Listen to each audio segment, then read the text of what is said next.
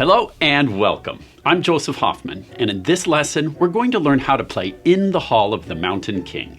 By the way, the difficulty level for this tutorial is late elementary. If you're looking for something easier or something more challenging, I also have an elementary level and an early intermediate level tutorial which you can check out. In the Hall of the Mountain King was composed over 100 years ago by Norwegian composer Edvard Grieg. Grieg was hired to compose this piece as incidental music for a famous Norwegian play called Peer Gynt. Incidental music is music that is meant to be heard while you watch a play. In the part of the play where you hear this music, Peer Gynt, the main character of the story, dreams of traveling into a majestic cave inside a mountain where he discovers a kingdom of goblins, gnomes, and trolls. And there he meets the Troll King. First, let's have a listen to this arrangement from start to finish.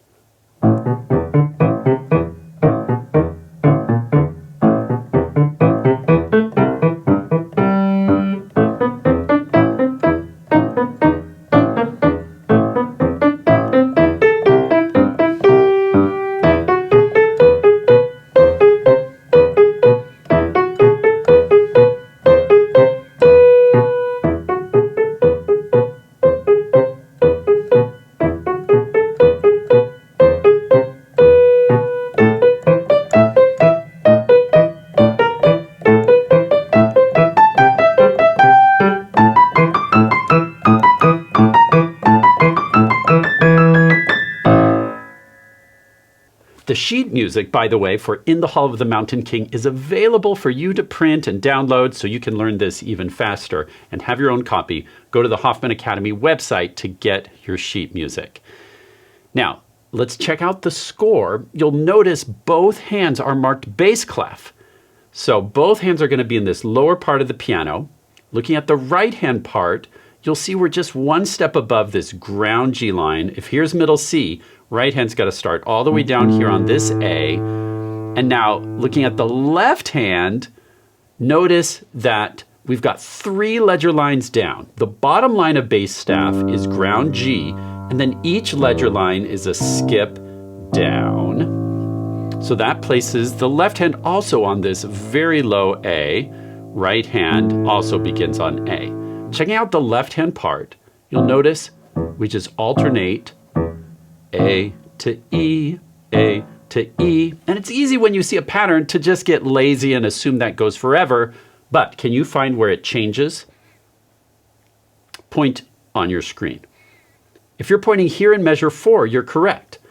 Here we shift to C and G. So your left hand's just going to shift up to low C to G for measure 4. And then in measure 5, it goes back to this low A. And notice all these staccato dots. To get a good staccato, keep your fingers really close to the keys and just give a little lift of your wrist, a little quick hop as you play each note. But keep the fingers close to the keys. Don't go like this, because then your hand will get out of position. You can keep your fingers really close and just a little hop. So let's look at the right hand part now. We have all staccato here. Bum, bum, bum, bum, bum, bum, bum. Again, keep your fingers really close to the keys. T, T, T, T, T, T, ta. Now you try.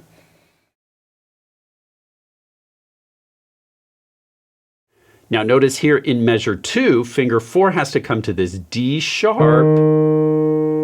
And we're going to go back and forth, D sharp, B, and then the D is still sharp.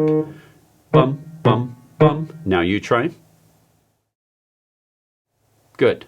Then notice the D becomes natural and we get this B flat. So now we're going back and forth between these two notes with fingers 4 and 2. Now you try. Now let's put both of those together. Finger 4 and 2. Notice this pattern, just back and forth on these two notes with the black key on top. Then they both go down a half step. Now the black key's on the bottom. Bum, bum, bum, bum, bum, bum. But with the correct fingering, we go 4, 2, 4. Then it shifts down, 4, 2, 4. Now you try. Good. Pause if you want more practice with that. Otherwise, let's keep going to measure 3. Now, once again, we have this stepping up pattern. T, T, T, T, T. Then finger 1 is going to shift to C, and finger 2 has to stretch up to this E. Bum, bum, bum. And then finger 5 all the way up here on A. So watch that again.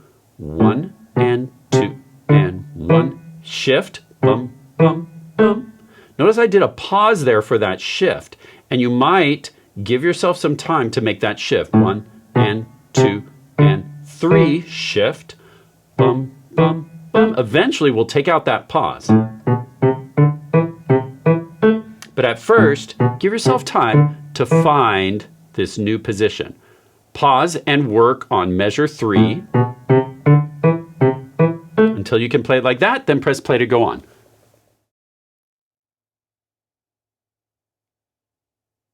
Okay, after we play measure 3, then we're just skipping through this C major chord, but using a finger 4, 4, 2, 1, 2, 4. Now you try. Now let's put that whole line together. This is the main theme, and we're going to play this many times throughout this piece, so we want to really be confident with it.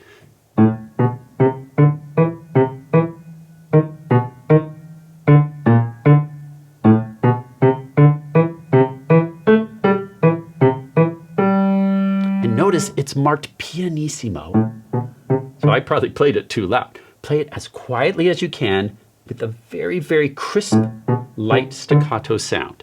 Press pause and work on line 1, measures 1 through 4, then press play when you're ready to go on.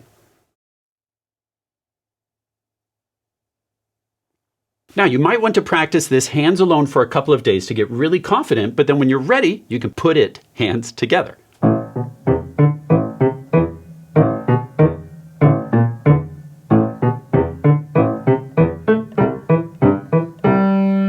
Then notice the right hand has a treble clef marking right at the end, which seems a little strange, but that's a warning to you. Look out, the right hand's going up into treble clef land. So looking at measure 5, you'll notice now we have a treble staff for the right hand.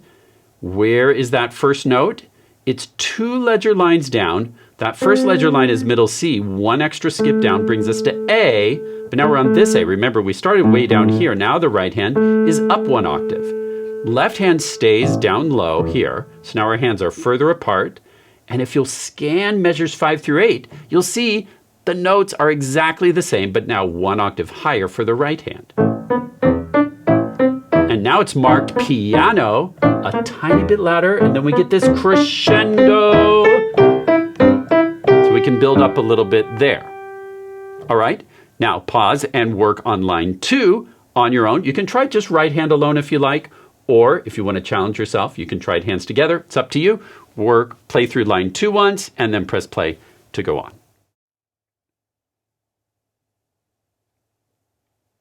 Now let's check out line 3, which starts here in measure 9. What's the first note the right hand plays in measure 9?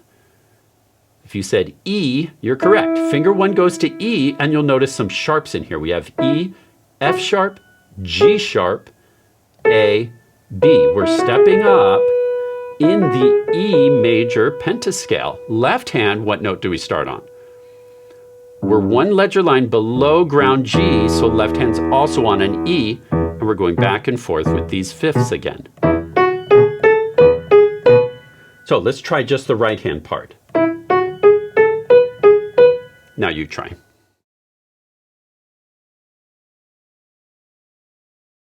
Good. Now notice in measure 10, finger 5 has to shift up 1 note to this C. Finger 3 is going to stay on that G sharp. Now you try.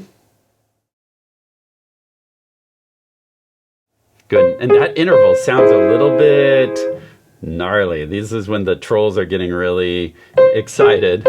And then finger 5 comes back to the B. So we've got C, G sharp, C, then B, G sharp, B. Now you try.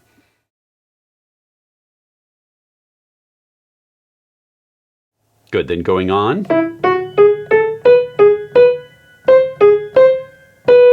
So notice finger 5 is going to take turns, sometimes being on B, sometimes being on C. Here's measures 9 through 12. 5 shifts up, then back.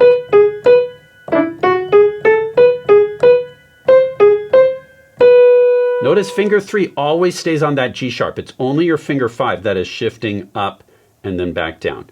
Pause to work on measures 9 through 12, then press play to go on.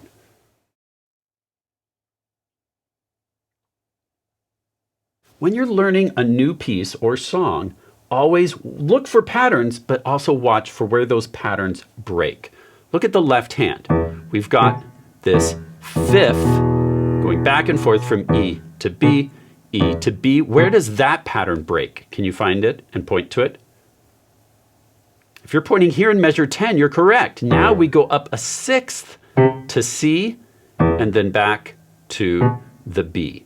You've got to watch for those little changes to the patterns. So the left-hand part starting measure 9 goes E, B, then E up to C, then E, B. Now you try. Measures 9 and 10, left hand. Go.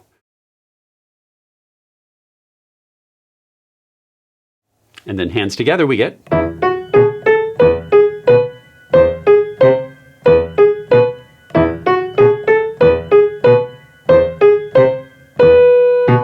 Now, if you'd like, you can pause and try that hands together. If you want to save hands together for later in your practice this week, that's fine. Let's go on now to measure 13 and tell me what you notice. If you notice, these are the same notes. You're correct. The only change in this line is the dynamics. Now we're pianissimo, but we're going to play the same notes again. But very, very quietly.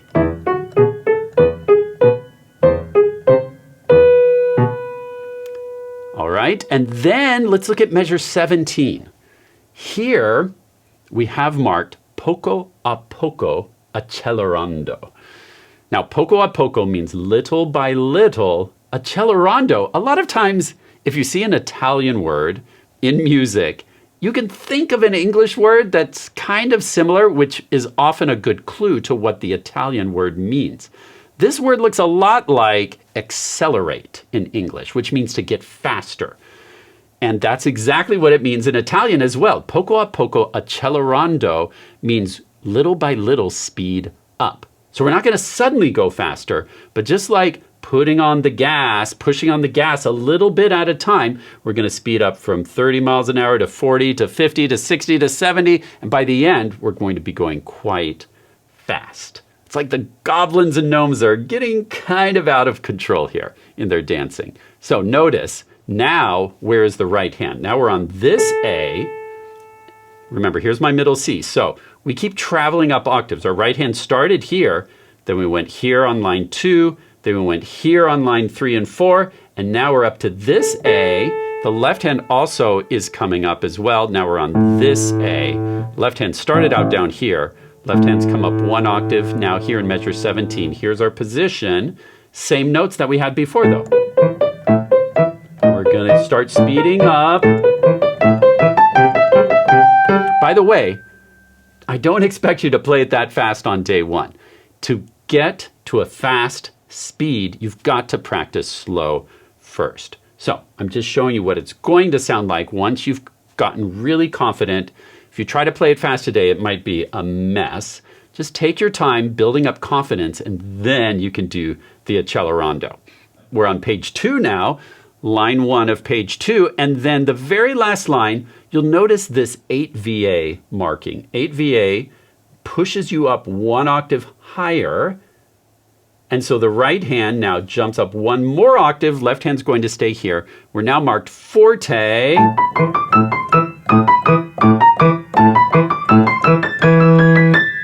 We have a slightly different ending. All the notes are the same.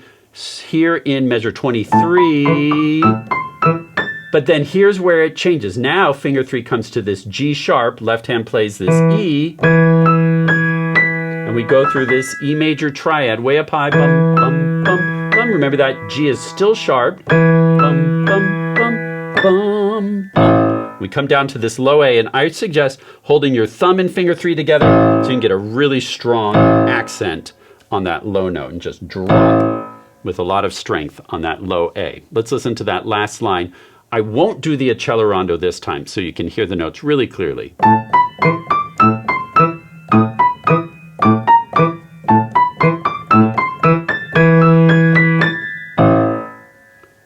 So let's try these last 2 measures. Just the right hand, then shift. Now you try.